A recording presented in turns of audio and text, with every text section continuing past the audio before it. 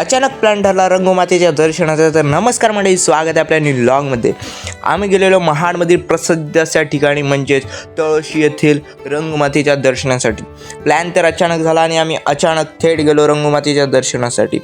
तिथलं वातावरण तर जबरदस्त होतं, मनाला शांतता आणि प्रसन्न वाटणारं वातावरण तिथे होतं।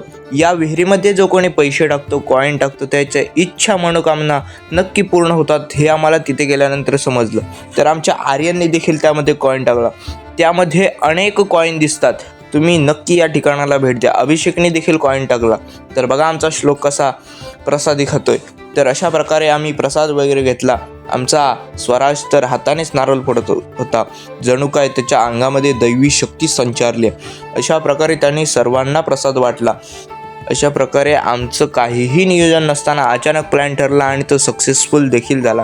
तर हे आमचे भैया शेठ गायकवाड तर एकदम खुश होते। अशा प्रकारे आम्ही रंगमातेचं दर्शन वगैरे घेऊन पुन्हा निघालो आमच्या घरच्या दिशेने।